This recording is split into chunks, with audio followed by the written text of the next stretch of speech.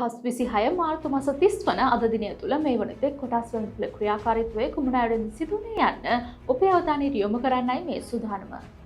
මේ වන විට කොටස් වල ඍණාත්මක පසුබෑමක් වාර්තා වේ. මේ වනතෙක් සමස්ත මිල දර්ශකයේ ක්‍රියාකාරීත්වය පිළිබඳව අවධානය යොමු කරන විට එය උදෑසන පටන් උච්චාවචන සහිතව මන්දගාමී ස්වරූපයක් පෙන්වුම් කරනු ලබනවා. මේ වන විට 100.65ක ඍණාත්මක පසුබෑමක් වාර්තා කරනු ලබන අතර ඒකක ලෙස ඒකක 138.53ක පහළ යාමකි. මේ වන විට සමස්ත මිල දර්ශකයෙහි එක් වගේ සටහන් වනුයේ ඒකක 21237.1.5ක් ලෙස එමෙන්ම තෝරාගත් සමාගම් නියෝජනය කරන S&P SL20 මිල දර්ශකයෙහි ක්‍රියාකාරීත්වය පිළිබඳව අවධානය යොමු කරන විට එය උදෑසන පටන් උච්චාවචනයන් සහිතව මන්දගාමී ස්වරූපයක් පෙන්වුම් කරනු ලබනවා.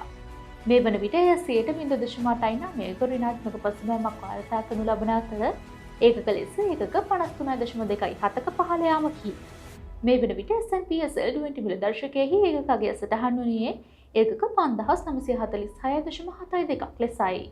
එමෙන්ම මේ වනතෙක් සමස්ත වෙළඳපොළ පිටපැටුප රුපියල් බිලියන 1.1ක් ලෙස වාර්තා වනවා. මේ වනතෙක් ප්‍රතිශතාත්මකව ඉහළ මිල වර්ධනයක් වාර්තා කරනු ලබන කොටස් පිළිවෙලින් බුකින්ඩාරා, අගරපතන ප්ලාන්ටේෂන්, ඉන්ෂුමි ඉන්ෂුරන්ස් බ්‍රෝකර්ස්, බ්‍රවුන්ස් ඉන්වෙස්ට්මන්ට්ස් සහ පාම් ගාඩන් හොටෙල්ස් ලෙස වාර්තා වනවා. එමෙන්ම මේ වනතෙක් ප්‍රතිශතාත්මක වැඩිම මිල පහළ යාමක් වාර්තා කළ කොටස් පිළිවෙලින් SMB Finance, Lake House Printers and Publishers, The Autodrome, Kotmale Holdings සහ මොඩල් සිම ප්ලාන්ටේෂන්ස් ලෙස වාර්තා වනවා.